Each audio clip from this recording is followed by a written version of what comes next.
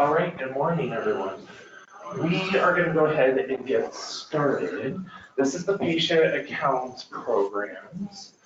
If you're looking for finance, it's across the hall. Quick reminders, we are live streaming and recording this session, so please make sure that you don't walk in front of the camera for those in the back. If you do, try to crawl out of the room.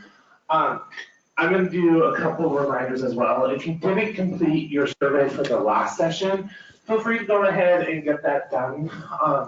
And then try to limit your use on the Wi-Fi so that we can make sure that it's picked up for the other components of the recording room as well. So I am going to pass the mic off. Please wait for the mic to come to you for a question as well. I know it's a tendency to just jump right in when the speaker recognizes you, but we want to make sure that we pick it up for the guests who are live streaming with us today. All right. Sweet. Can you guys hear me? Is this good? Yay. If you do, hopefully everyone won't be mad when I say this, but if you do want to ask a question during the thing, just ask me the question, then I'll repeat the question and go from there. So this presentation is titled Power Behind Vendor Management, How It Impacts Your Revenue Cycle Productivity and Your Bottom Line. So a lot of what we're going to be talking about is how does a hospital and a revenue cycle business partner, or even a non-revenue cycle business partner, how can they maximize the relationship that they have with each other?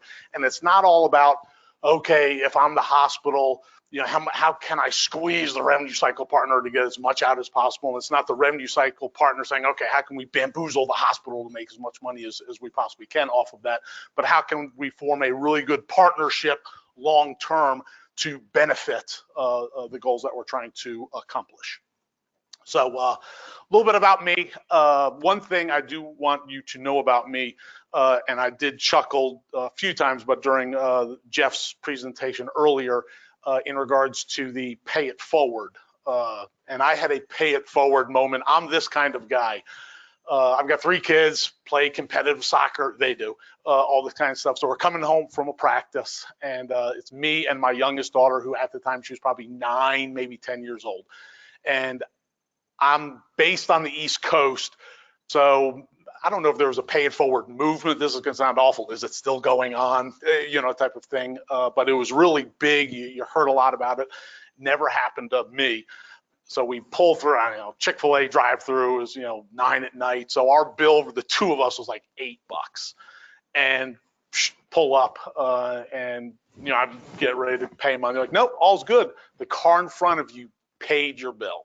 So my daughter was Christmas morning, oh, Dad, this is awesome. Oh, what? She's just so excited. And I was like, oh, that's really nice.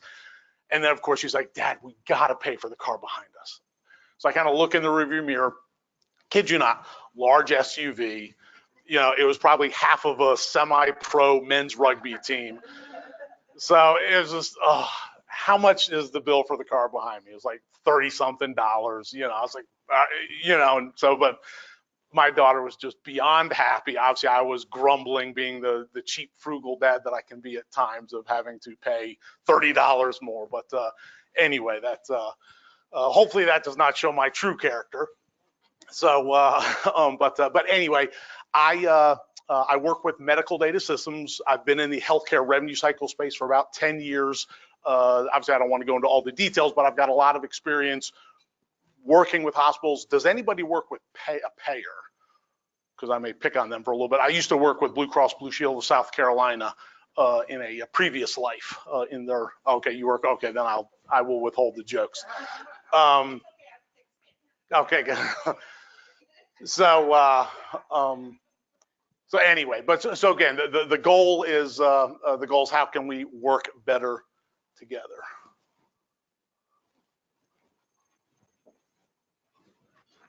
Oh. He's asking for a password. Should I cancel? Yeah. Sweet, that worked. Sweet. All right. So I'm going to start off at the very fundamental area. So, why do hospitals and health systems outsource parts of the revenue cycle? Back in the olden days, whenever the olden days were, you just had hospitals and they did their thing, and there wasn't many revenue cycle partners to partner with. And obviously as needs grow, so began the industry. But obviously, and can everyone in the back see the reading? There's 2 slides that I'm going to apologize now for, that the print is tiny. But so, past results have been low. There's slow efficiencies, lack of technology. But the biggest thing is employee challenges. Depending on where a hospital is, there may be good resources or not as many resources to a talent pool.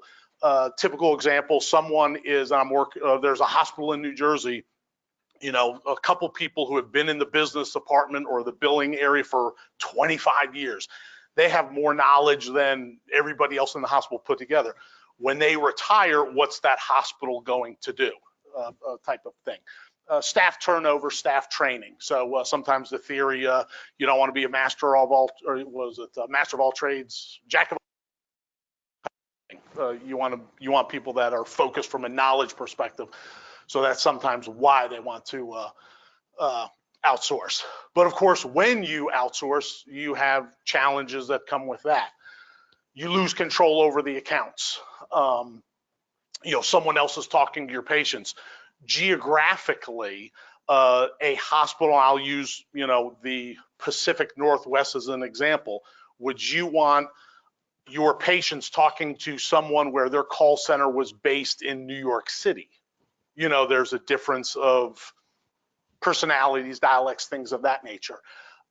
Transparency reporting issues.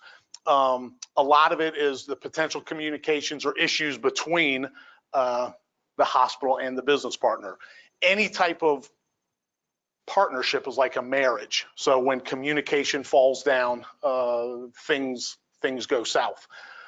Implementation headaches, prioritizing the workload, and then and you don't have to raise your hand for any of this, but if you do have, if you're working with a provider, how deep is your IT area? Meaning, you've got great people in your IT department, but they're stretched thin, so they may not have the bandwidth to do some of the things that come with outsourcing. Or when you do outsource, a company may say, oh, we just need a little bit of IT involvement. But then when you actually go live, what they mean is a little to you is a significant workload. So the best case scenario, when you're outsourcing, you want complete transparency, you want complete communication, you want them to be a complete extension of your business office, regardless of whether it's EBO, primary, secondary, bad debt eligibility, whatever. You want it to be a true extension of what your office is, what your goals are. I always get a kick, I'm not anti-mission statement, but I guess from my previous life in the banking securities, we always had a mission statement, but you never lived it. It was just something that was on the wall. But is their goals, is their beliefs the same as your goals, your beliefs? So to also have a true long-term partnership. And we're recording this, so I need to be careful. I'll say it anyway, hopefully she'll never see it. My sister-in-law has been married more than one time, more than 2 times, more than 3 times, and I'll just stop there. So is it her or is it the other person, with this churn? So same thing from a long-term partnership. There's some hospitals and some revenue cycle partners that have a challenge at times of hanging on to a partner on the other end. It could be the other person, but maybe it's some things that need tweaking, within their own realm. So then also the tangibles. If you have a request, how timely do they respond to that request? If they're trying to recover revenue for you, how good is that recovery, especially compared to, a lot of times people will, and we'll get into this later, a lot of times people will say, well, we were using this company and their recovery rates weren't good. We want you to do better. And just trying to manage that relationship and that expectation. Who doesn't love getting a complaint phone call? Obviously nobody does. So you want to have near zero complaints, but then most importantly, an improved bottom line. So I was talking to a guy a couple of years ago where we were chatting and he said, I know this one vendor that we're using is not doing as good as they normally that another company would. I don't want to replace them though, because I'm retiring in 18 months. I don't want to go through another implementation. I'm just going to kick that can down the road and let the next person address that issue. He was honest, he should have been in the session before, but that's a whole nother story.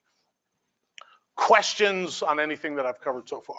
All right, so how do you get there? How do you get from wherever you are to where you want to get to? And it's the same thing. If you are a revenue cycle partner, how do you get to where your relationship may be to a more positive and transparent relationship with your clients? The first thing is you want to examine everything, even if it's something that you don't want to do. There are many people that are against selling debt to a collection agency where they own those accounts, and you're basically selling so you're getting all the money up front.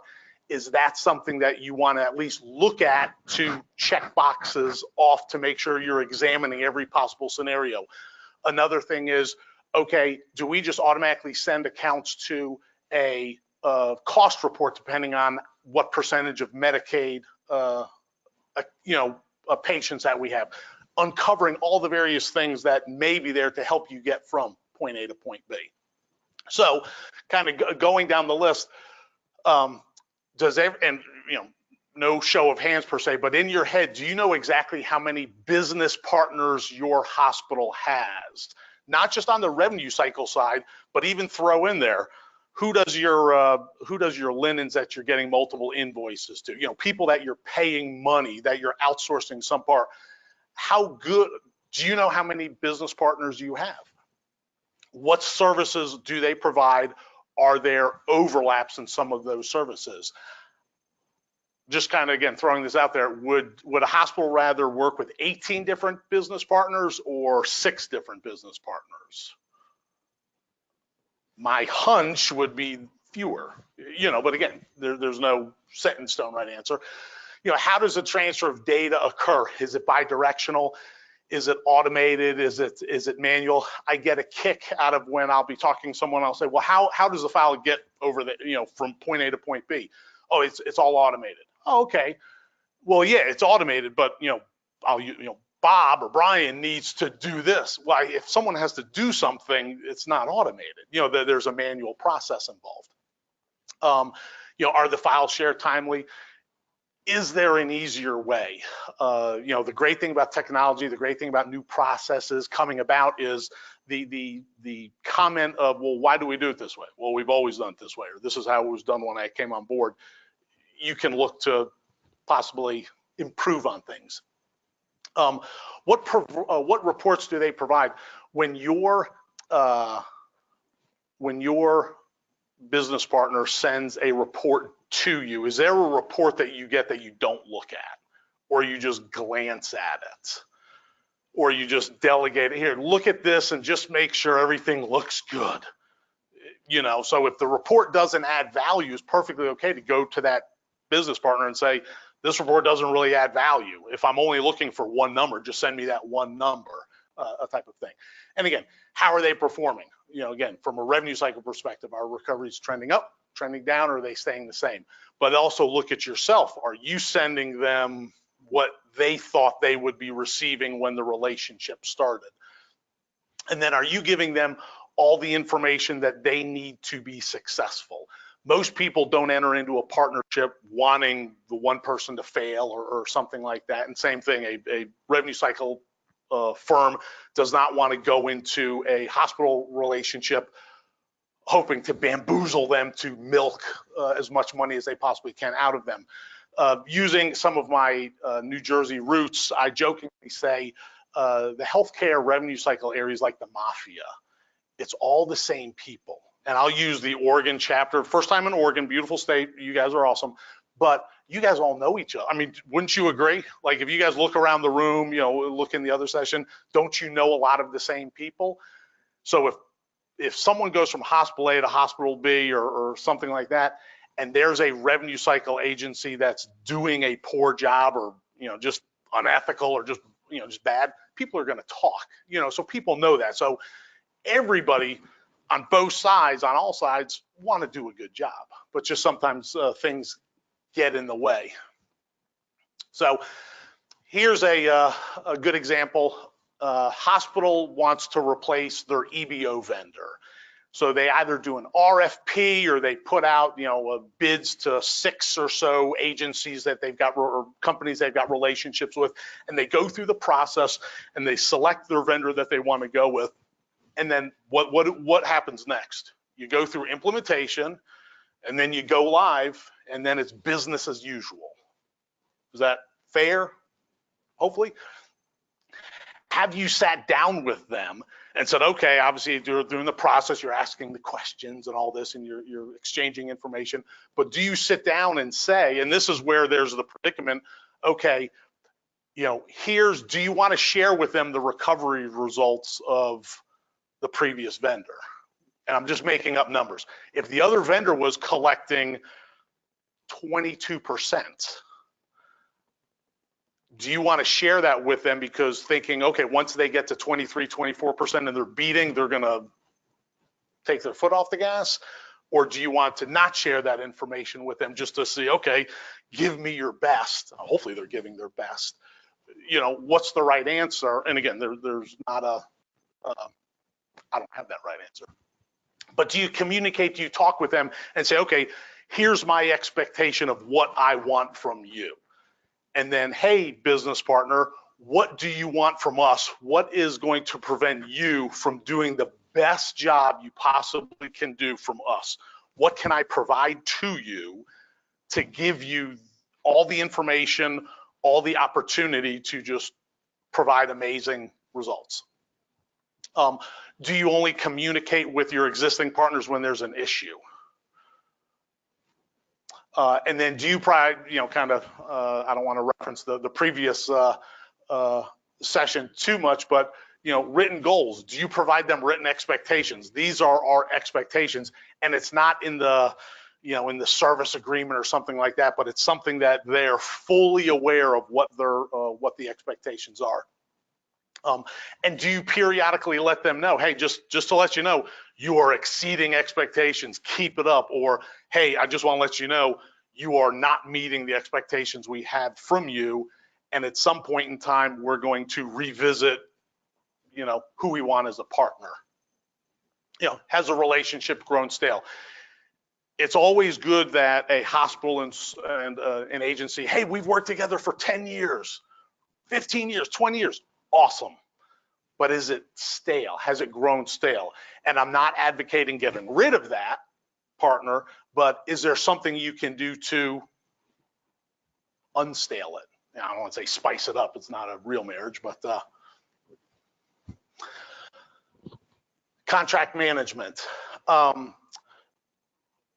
Kind of just thinking in your head, when you bring along a new business partner, do you sign their BAA or do they sign your BAA? And if you do, and there's no right or wrong answer, but if you do, are you consistent with how you do things? And if you have everybody signing your BAA, is your BAA all up to date with all of the vendors you're using?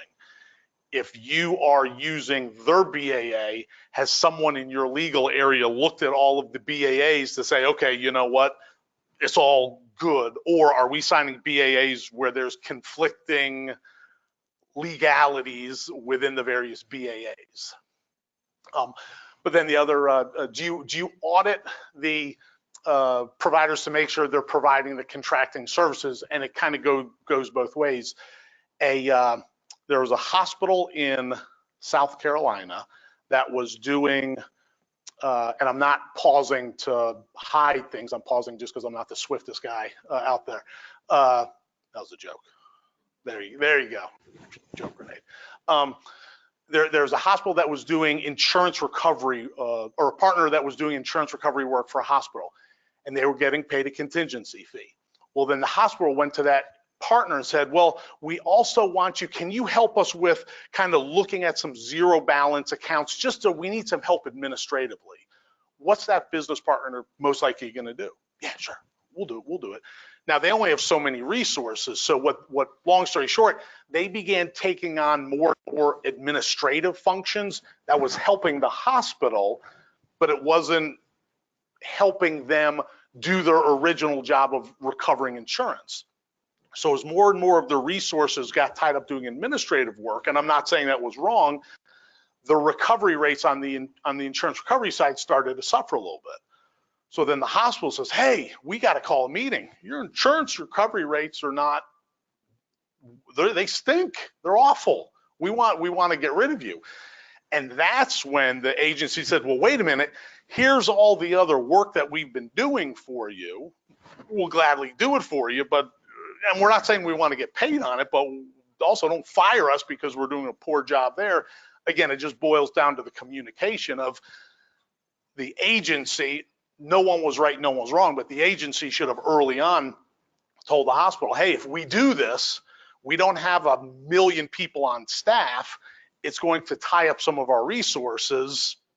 And again, so you just want to be mindful if you're doing that. So are they working outside the scope of the business?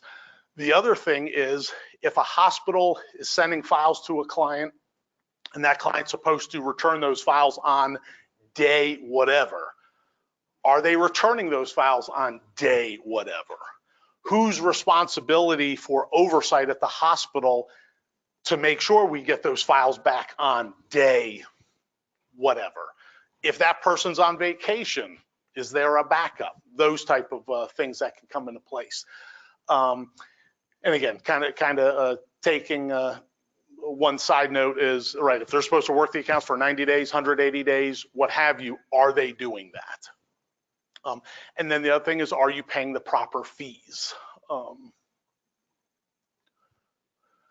So, okay, evaluating performances. Anyone who works for a hospital, if you were to sit in your chair and think of a business partner that you're working with and say, okay, rate this partner that you're working with, 1 to 10, how are they doing? And if you were to have someone from that same company on the other side of your table saying, okay, how do you think the hospital views the job you're doing? Or as well, how do you feel, what type of performance are you providing for that hospital? Would those scores match? And I bet, I'm not a gambler, but I would bet a lot of money that those scores aren't near each other. My guess is that the hospital is not ranking the performance of the agency as high as the agency is evaluating their own performance. Does the hospital calculate what the recovery rate is, or do they just rely on the information that they get from their agency? And if they calculate their own recovery, is it the same as the recovery that the agency is reporting? Again, whether it's EBO, whether it's an insurance recovery, primary, secondary, collection agency. How long does it take to calculate performance? Is it done manually? Believe it or not, there's a lot of hospitals that are calculating inventory reconciliation, a lot of stuff with what they feel is, hey, we've got our own system. What is it? It's an Excel spreadsheet. And that's not bad, but it's not as good as possible. And then the other thing is, are you able to calculate apples to apples? If you're using, there's a hospital that's using an EBO, 2 primaries, 1 secondary, for example. Are they able to calculate in an apples to apples format how the performances of each of the vendors are? Now, obviously, you can't compare a primary to a secondary or something like that, but you can at least look at the data in a uniform example. No vendor is going to intentionally give you wrong information, but every vendor has their own way and style of reporting. Some will report, most report monthly, maybe there's quarterly meetings. Here's the style and the format of the report that we want to give you, and we're going to give it to you in a way that accentuates our positives. We know we're good at this, so here I'm going to present that to you. I'm not giving you wrong information, but I may not be advertising some of the areas where we are not as strong.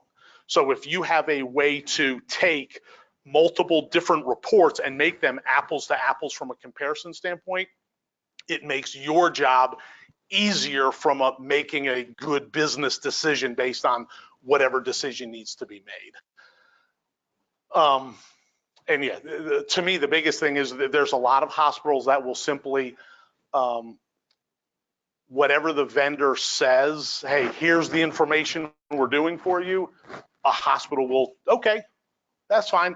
Not that the vendor is intentionally misleading, but are there data files, are there information that is not being included with what the vendor is doing to calculate their information? I'll get back into that a little bit more deeply. Do you share, if you calculate, and I guess brief show of hands, does anybody calculate their own performance? Do you share it with and do they agree with? Everyone wants their own formula. Right. Yeah. So yeah. And then right, do they agree with the calculation? And we'll get into it in a little bit. Not to jump ahead, it doesn't matter what the calculation is. I mean, it does, but it's more important that it's consistent. You know, if they're using the same calculation that you are using, in theory, they should match. So, okay, common reporting collection practices, and obviously this is starting at the bottom, but you know, account volume, dollar volume, age of accounts, payments posted, you know, withdrawals, adjustments, cancellations. A lot of hospitals will cancel accounts from a vendor because it's the CFO's mother-in-law, you know, just all the various, you know, landmines you don't want to step on. Totally agree. But then they'll pull them back, but then are you making sure you're including what you've pulled back in the adjustments type of thing? And it goes for that vendor as well. And then the collection percentage. I applied, I was awful in accounting, but I applied for a accounting job one time, and the person told me, a guy who came in before, I was kind of eavesdropping, and guy walks in, the hiring manager says, what's 1 + 1? Person says 2, right? Second guy comes in, what's 1 + 1? 2. I walk in, he says, what's 1 + 1? What do you want it to be? You know, and then you're hired, you know, so that was a joke. Point of that is you can manipulate the numbers from a collection percentage to make it what you want it to be. And I'm not saying bad shenanigans are going on, but you can filter and adjust and move things both on the hospital side and the revenue, you know, the revenue cycle partner side to make it what you want to be. This slide and the next slide, I apologized earlier, so you just have to bear with me. When you're looking at something on a computer screen, it looks very readable. I'm sure you guys can't see this, so I will just kind of tell you what it is and you can imagine. But what a common collection reporting practice will be with a lot of standardization, this is going back 3 years. So what you always want to be able to do, does this have a laser? No, it doesn't. So okay, so we've got the first column here is the date, and just kind of, you know, picking this right here. This is a file that was sent to an agency. What the hospital wants, how long does a hospital expect the agency to work the account? Cricket. As long as they're contractually obligated, or let's say they're allowed to work the account for 180 days. After 180 days, they're going to send all the accounts back, but what accounts are they going to keep? They're going to keep the accounts that are on payment plans that there's still meat on the bones to get. So if I'm a hospital, I want to look and say, okay, this file right here was sent to you a couple years ago, but I want to see each payment, each month that you have that account, I want to see new payments still coming in because those are people on payment plans. And there's some people, I'm not knocking it, you know, some people are going to pay 25, 50 bucks, 75 bucks a month for years. And if you can keep collecting that money, that's great. But I want to make sure from a hospital perspective, if you're holding accounts for me that were on a payment plan, they still should be paying every month on that payment plan. If they're not, send them back to me. And these type of reports that go back 3 years really help acknowledge, is that taking place or is that not taking place? And then same thing, last bad slide from a size perspective. So here, again, this is just a standard report where it's going to show me the last 12 months of data. And again, you can't see the numbers, but I want to look, and then here's an average. If hospitals, here's a question, if what a hospital sends an agency fluctuates from a dollar amount and from a number of accounts perspective, if it fluctuates like this, or if it's consistent, in which scenario does the revenue cycle company perform better? Consistent, like by a lot. Okay, do you guys know why? I'm saying, yes, staffing. So, you know, and if you're sending this many, or if you're sending this many accounts and they're staffed for this many accounts, if a hospital ever calls an agency and says, look, we've been sending you, making up numbers, we've been sending you 2,000 accounts a month for X dollar amount, we want to send you an additional 10,000 accounts. Can you handle it? In the history of the world, has a revenue cycle company ever said no? You know, and again, they're a company, they're a business. So the more consistent, and again, this is where you want to look at yourself. Now, sometimes there's reasons. I mean, it's not that the hospital is going to sandbag, hey, let's hold on to these accounts and then just inundate them just to let them have it. But again, or here's the other thing. If a hospital knows it's going to have an influx of 10,000 accounts in November, when should the hospital tell the agency, hey, we may be sending you just a lot of accounts in November, preferably not October 20th. So as soon as you know, there's nothing wrong with saying, hey, we may have some more accounts. Can you staff up? So again, the more that you see that level, the more you're going to see the collections being relatively stable. Now, if this number isn't pleasing to you, then obviously it's a sit down moment.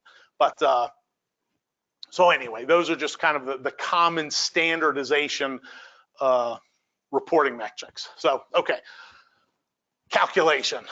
Most people are going to placement minus the recall account plus any adjustment raters is your numerator.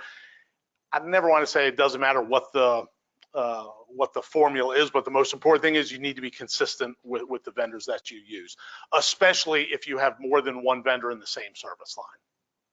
So, and knowing that certain calculations may benefit one partner over another. Most people, if they're using multiple vendors, will do a simple alpha split. But do you know that there's a growing trend where, okay, I know that this agency is much better, and I'm just going to use South Carolina as an example. This agency, just for whatever reason, is so much better at finding insurance from Blue Cross Blue Shield of South Carolina. I don't know how they do it, but they're just real good at doing that. So you know what? Any account, doesn't matter what letter their name starts with, any account we're going to give to this agency if it's Blue Cross Blue Shield of South Carolina, and then all the other insurances we'll give to the other one, trying to keep as even split as possible. So if you're doing that, you can't do that because it's not a true alpha split. There's going to be a lot of potential skewedness in the results. But at the end of the day, what does a hospital want with their revenue? At the end of the day, the hospital wants whoever can recover the most legally and ethically. We want them to do that. So key payment types to report. Obviously, your key ones are your self-pay, balance after insurance, and insurance payments, but not just insurance payments. Anyone who receives a report, are you receiving a breakout of who you're getting insurance payments from? And I'm not referring to, okay, I submit a claim and then I get the bill from the insurance. What I'm talking about is an insurance company does not pay. The claim is not paid. It's sent off to an agency. That agency is working at self-pay or bounce after insurance, but they're finding insurance. So it's great. And this is bad that I'm going back to here, but what a lot of reports will show is, okay, this is self-pay, this is bounce after insurance, and this is insurance that I'm finding. So every month you're like, man, sweet, you're finding, let's say it's a secondary collection agency. Wow, you found $25,000 last month as a secondary collection agency in insurance. That's awesome.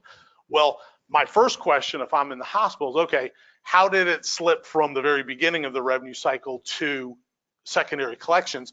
But then also, okay, once I've kind of figured that out, can I get a detailed breakout, which you can, of the insurance companies that, or which insurance? Is it all Blue Cross Blue Shield, or Blue, is it all Blue Cross Blue Shield of South Carolina? Is it Aetna? Who is it? And there may be something that will help me fix that leak in the beginning, to make sure that I'm paying a much less fee to recover that money that I should have caught on the front end. So, okay, so 3 key areas that you want to always make sure that you're tracking. Obviously, you want to segment the placements and payments by self-pay and balance after insurance. You always want to make sure that your vendor is, giving you, okay, you collected X, but tell me, vendor, was it self-pay? Was it balance after insurance? Or, what was it, the collection? And then the big thing, track recovery placements over time. If you send a file to an agency, that agency is going to collect a good bit of money in the first, 90 to 120 days. I mean, more, 30, 60, 90. But if they're keeping the account 180 days, 360 days of that specific file, how are they doing after that file's been with them a while? Are they still recovering money? Most of the time, the money that they're recovering is going to be from what? Payment plans. But it's always nice to see, and it validates you believing that they're continuing to work the accounts. If they're able to hold an account for 180 days and they find, or they get a payment from a patient after they've had that account 160 days, and it's not a payment plan payment, but a brand new, they finally reached that patient and they got them to either pay in full or make a payment on the account, that's good. And again, reiterating kind of from the previous session, yes, they're doing their job, but it never hurts to give someone a shout out. Hey, I just saw this. Now, if that company's smart, they will give their own shout out. Hey, just to let you know, this is, we're always working your accounts type of thing. But again, it's something that you just want to be able to be mindful of from a tracking performance standpoint. So again, same thing, self-paying, balance after insurance, insurance recovered, commercial insurance, Medicare, Medicaid insurance. You want to break it down as granular as possible by payment type, by insurance class. And then you also want to know from a cost reporting standpoint, what does everyone know pretty within a 0.1% what your payer mix is? And how often do you update that payer mix? Is it once a year? And it maybe never changes, but sometimes there could be changes in the geographic economy, employment, those type of things that will change what that breakout will be. Questions? I'm just going to take a sip of water. I was hoping I could get sorry. Okay. So why segment? I kind of touched on it earlier that most people will do an alpha split, and with an alpha split, you really get as good a true, okay, this is half, that is half. But if you don't segment and you are reporting differently, you're going to have skewed results. Again, if someone has a higher percentage of self-pay and someone else has a higher percentage of balance after insurance, I'd rather be the entity that has the balance after insurance. main thing is providing an equality of comparative data as you're looking at various agencies. So, and again, segmenting insurance payments, where from a time perspective, where can there be insurance spikes from a recovery? When do people go to the doctor the most? End of the year? Would you guys say end of the year? If you call the doctor December 10th and say, "Can you see me before the end of the year?" you won't be able to go see the doctor, or the odds go down. So there's spikes during the year where insurance money will be found. So you just want to be mindful of that. So considerations for comparing business partners. There are some hospitals, if you work for an organization that has more than one facility, or maybe you have one facility, but the facility owns a bunch of physician practices. Where are those physician practices located? Excuse me, and I'll pick on myself because I'm an easy target. Where I live in Columbia, has anyone been to South Carolina? It's hot right now. Stay in Oregon. I want to. If you go to Columbia, South Carolina, there are certain areas, and I'm not picking on them, but every city's nice. You've got certain areas that are more affluent, and you've got other areas that are less affluent. So there are some hospitals that may say, okay, even if we're doing an alpha split, I want to break out my reporting metrics. How is my revenue recovery based off of facility, based off of zip code, area code, geographic preference? It helps get more granular as you're looking, okay, how's this agency doing? They may look at an agency, okay, we're sending you a lot of volume, but you're not recovering as much as we think. Wait a minute, what if 90% of what they're recovering is from the affluent area, so they're doing a good job? In this other area, they're not recovering anything. Well, it doesn't matter who you put in there, based off that area, no one's going to recover anything. Do you guys know the 2 criteria that has to be met for someone to pay a bill? Yep. You gotta have the money, and you gotta want to pay it. I don't care how much money you have or how big the bill is. If you don't meet those 2 criteria, you're never going to pay. And the other thing is, not that I do this, but paint the picture. I sit down at the end of the month with all my bills. I got my mortgage, I got my utility, I got a credit card bill, and I've got my my medical bill.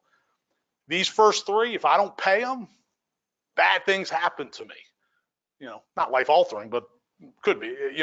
This 4th one, do I want to go out to eat, have a little nice time out on the town, or do I want to make a payment to that hospital? They're a hospital, they're loaded. They got money. I'm not paying them. I would. So again, some hospitals may split accounts based off of facilities. And if you are working with someone, ask them, hey, I've got multiple facilities. Can you break it out where you can show me a report, not just off what you're collecting overall, but how granular can you get? Odds are they can. So whether a hospital uses and some hospitals, let me start over. When you're evaluating your hospital, some hospital or your business partner, some hospitals say, okay, we're going to do an RFP every 3 years or every predetermined time frame. Other hospitals will say, well, we don't have to do an RFP. We're just going to, when we feel the need, which is very subjective, and there's nothing wrong with that, we're going to just reach out to these 6 agencies or partners that we know that we either have a relationship with or have worked with in the past. Here's what we're going to, that's how we're going to do it. But how often do you evaluate? Is it usually when something hits the fan, and there's a big blow up? If you're in the CFOs, are there any CFOs in here? I shouldn't have asked that, but if you're in the CFO's offices and you're getting chewed out because of the performance of some of the vendors, that's probably going to prompt you to say, you know what, hey CFO, to keep my job security, we're gonna look at somebody else. However you do it, and there's no right or wrong way, but do you have something in writing? Do you have a plan of how often you're going to evaluate business partners? And even if it's an internal discussion, if if each table represented its own hospital, and I said, okay, you each use vendor A, B, and C. Tell me, you guys just talk amongst yourselves, which one do you like best? Most tables will probably have differing views. I mean, you have maybe, oh, we all don't like vendor B, for example, but you ask 3 different people, may get 3 different responses. But so when you evaluate, the more objective you can make it, the better. So is it, performance review, patient complaints, responsiveness to your needs? Are you able to call that vendor and say, hey, I need this special report made for this big meeting that I got to get to the CFO. Can you help me with it? And like anything, if you ask them Friday afternoon and you need it Monday morning, oh, really, But if you say, hey, in 3 weeks, this is happening, can you get me a report? The odds hopefully go up that they can help you with that. Now, if they don't, again, I'm not saying get rid of them, but okay, that's a little chink in the armor, from that perspective. What limits you from replacing a business partner? On a scale of 1 to 10, how painful is the word implementation? Most people think, okay, oh, we're doing a Cerner, and I'm not picking on any company. Every company out there is wonderful. Is it, a Cerner upgrade? Oh, we're going live with Epic, or, everyone just, Or is it, what, wait a minute, depending on what we're doing, it's not that bad. But again, and a lot of hospitals have awesome IT resources, but they don't have a deep bench, from a resource standpoint. So again, prioritizing. If you ask the IT director, hey, we're thinking about replacing this business partner, what kind of resources can I get from you? How high up on that person's radar are you? And again, it just simply depends on the possibilities. And then the other thing is there are some hospitals that say, hey, we've got to do an RFP, so there's a long process, whether it's a government owned or whatever. And that's, again, nothing right or wrong, but is there a process? Do you know how hard or easy is it for you to determine which accounts are with which agency? Can you, I hate to say with a click of a button, but with a click of a button, can you grab that information and say, okay, yep, I know all the accounts that are with, there's a hospital in Alabama where, I'm a Clemson fan, so I like to pick on Alabama. That was a joke too. But there's a hospital in the state of Alabama that there was a lady in the business office, or a person in the business office, doesn't matter what her job was, she spent 3 days of the week determining who had what accounts where. I mean, and that was not not why she was hired, but that's what the need was, and she did that job. So again, how long does it take? And then the other thing is, if you ask one of your business partners, hey, can you identify which accounts you have for us that you're working? What accounts are you actively working for us? Can you give me that list?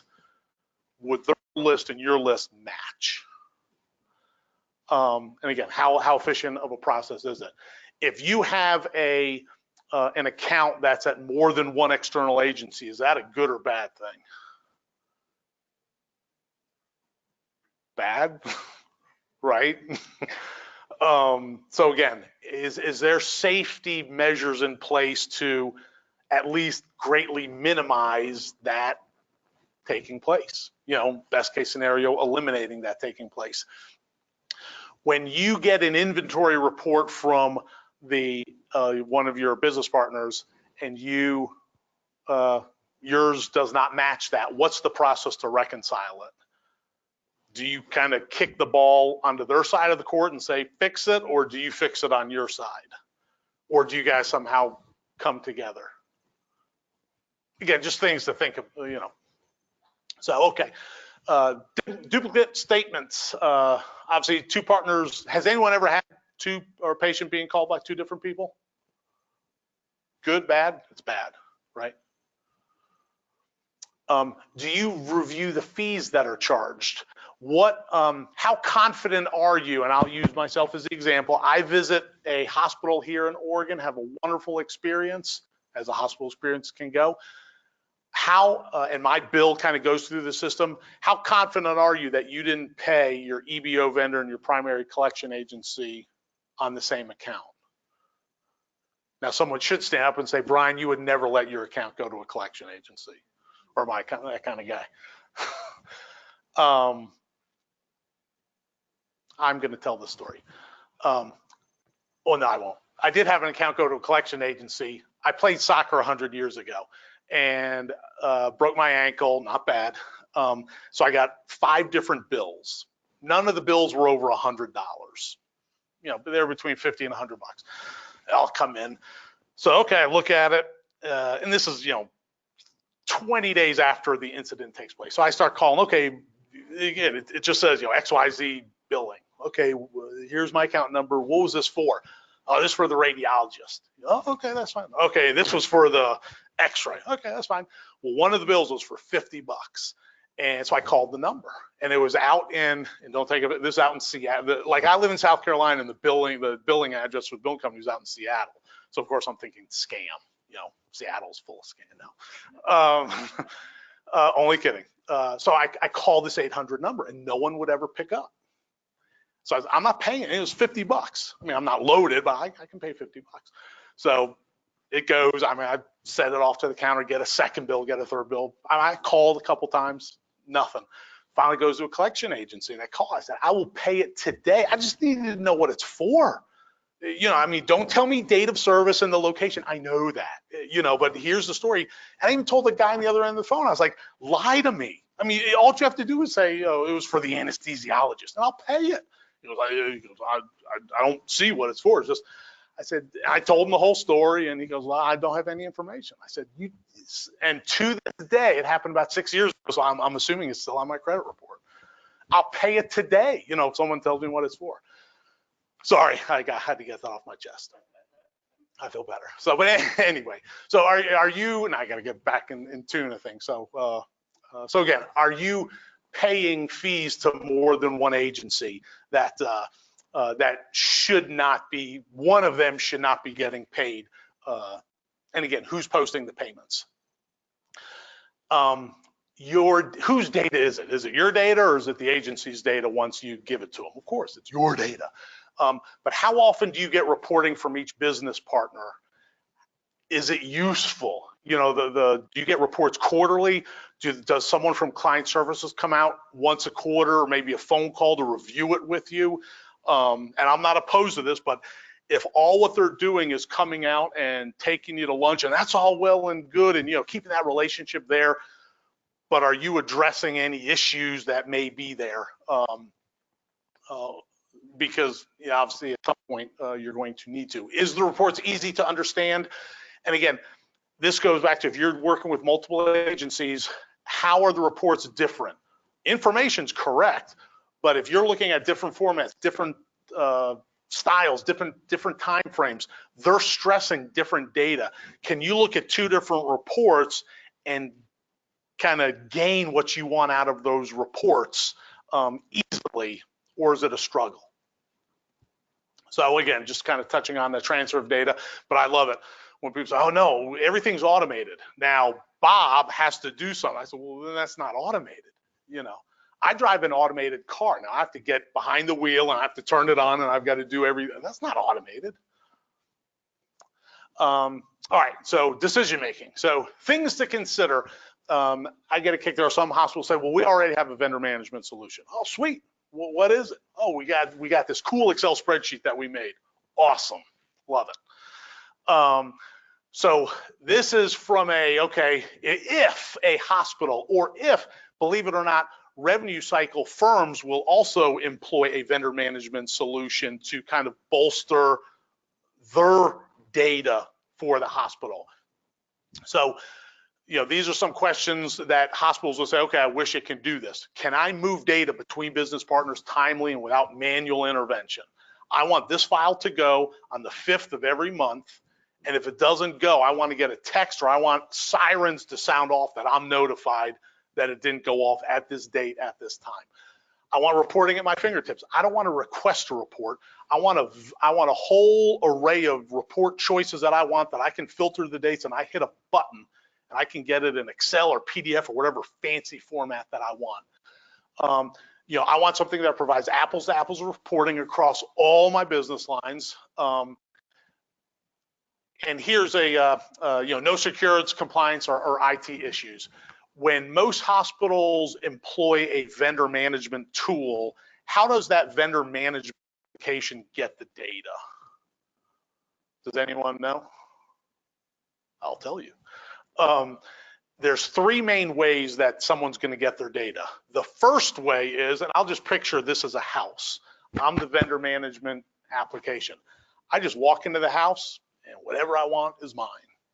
And when an IT director or a compliance officer hears that, they're not a fan of that vendor management application. So the second way that a vendor management will get the application is I walk into the house, but I'm only allowed to go into the dining room and the living room. Those are the only two rooms that I can go in to get the data that I need. IT directors and compliance officers are a little bit more open to that. And then the third way is the house says, here's the data. We're going to manually put it on the front porch, and I'm going to come and I'm going to pick up the data and I'm going to do what I need to do. And then I'm going to put it back on the front porch and ring the doorbell and walk away, and they grab it and pull it in. So those are the, hopefully that was not too corny of a example. But again, the other thing that I'm looking for my vendor management solution to do is the poor lady in Alabama who is still just struggling over the loss to Clemson in the national championship game last year. She spends 3 days a week on the inventory reconciliation. She can push a button now and have that all done. We don't want her to lose her job, but now she can do more profitable tasks in the business office. And I know I don't need to say this, but in the vast majority of a hospital's business office, everybody wears 3 or 4 hats doing multiple things. So there's always plenty of stuff to be doing. Then the other thing is decision makers and influencers.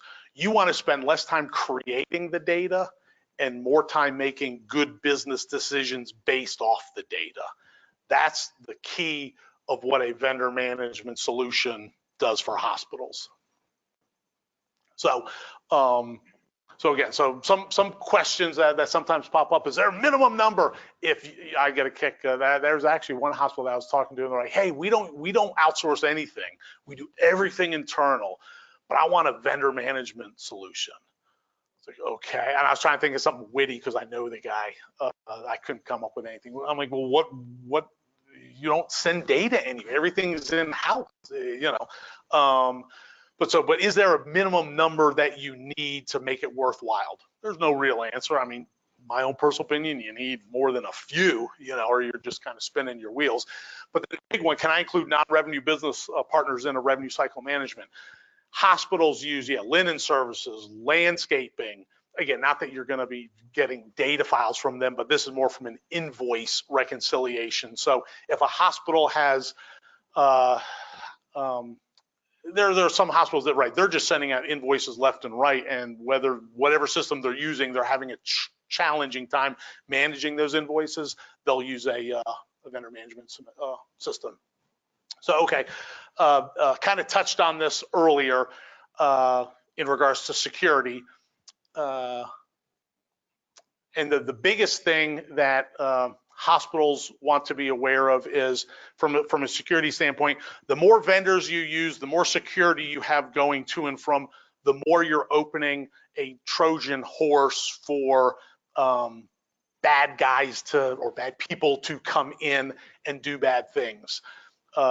There's a hospital, and I'm not joking, in Alabama, and that'll be my last Alabama reference, but they were taken hostage by a bad person that kind of freezed up their system, and they had to pay $25,000 in Bitcoin to have it released. And they figured out no one did anything wrong, but they were able to go in through data transfers between external vendors. Somehow they planted something in there.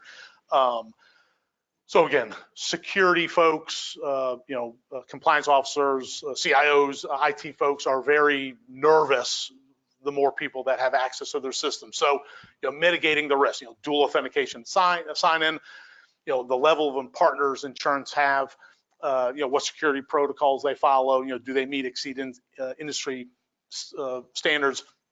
One thing that I found, companies that have a high level of insurance have usually taken the steps that they most likely will never need the insurance.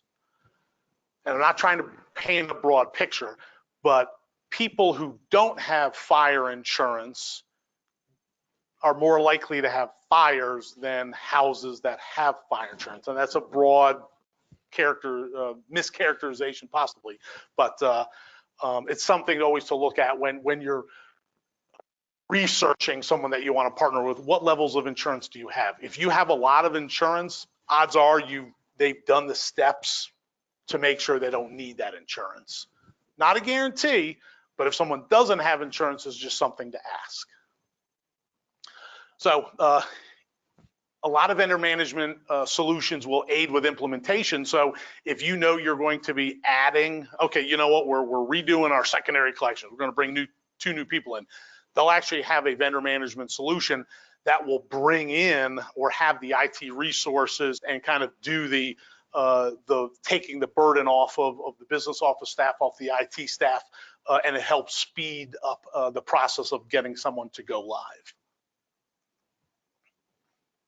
In closing, so examine what you have today, and again, it boils down to, and this is from a hospital perspective, and this is also from a revenue cycle partner perspective. If you're working with somebody, hopefully it's awesome, but like any relationship, and I'm not trying to, okay, you need to get rid of them and bring in some, no, keep what you have, but sit down and talk to them. Here's my dream scenario. Here's where we are. Here's where I'd like to get to.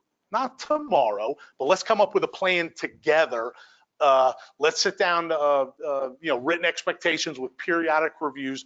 Most times when people go live with someone, they'll have weekly meetings and then they kind of fall off to monthly and then maybe quarterly.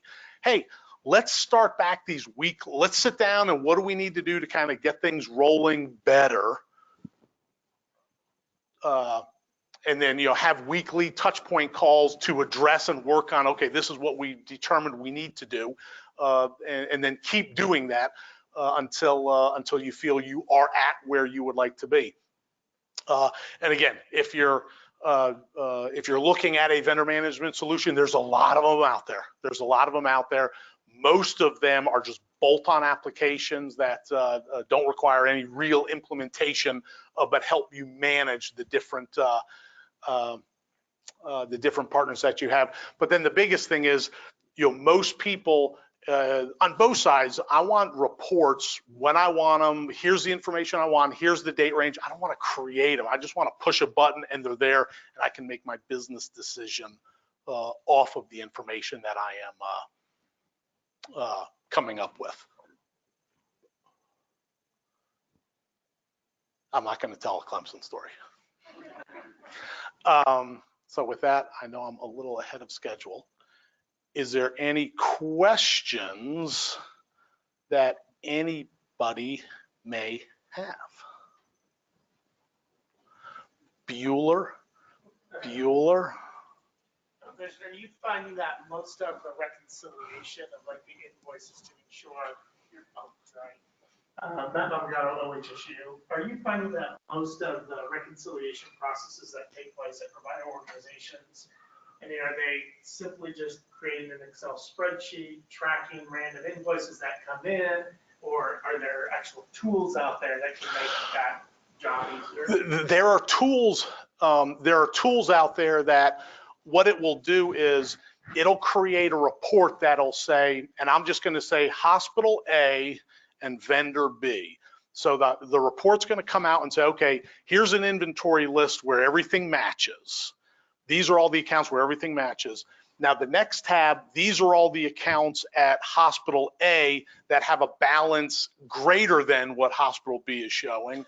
Then the next tab is, okay, these are all the accounts that hospital A is showing a balance less than, and then, okay, there are accounts that only hospital A shows, not vendor B, and then, okay, vendor B showing, so right, so it breaks it down very granular. It doesn't fix it, that says, okay, here they are, and now you know, two people need to just sit down and figure out where, and 90% of the errors come from just posting issues. Not hospital fault entirely, not, you know, just a combination of oops. But it's usually, and it's a lot of times it is an issue with the posting file that creates all that. But they will be able to kind of segment it out like that, so then you can be like, you know, with dates and all that, and it's usually, it speeds up the, oh, okay, yep, here's what we need to do to fix it. Good question. Any other questions? I'm talking slow to drag now. I thank you for your time. And again, if you wanted to ask me something that you were too shy to in this group, track me down after, but thank you guys so much. All right, well, sorry that we're a little early in time, but sometimes that's good. So you have time to get caught up on emails and other things.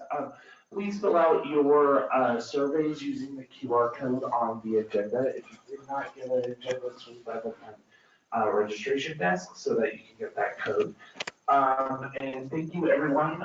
We're moving into lunch, and then right after lunch, we'll be back in the same rooms for the breakout sessions. And then I do want to do one quick plug. Thank you for letting me borrow your agenda.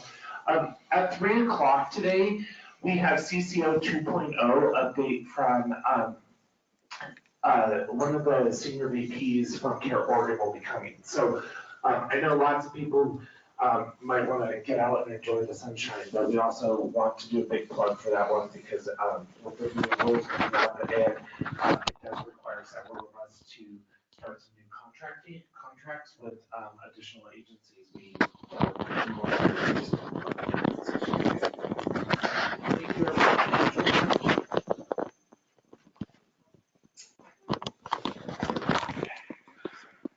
Sorry, I went. Oh, no, totally okay.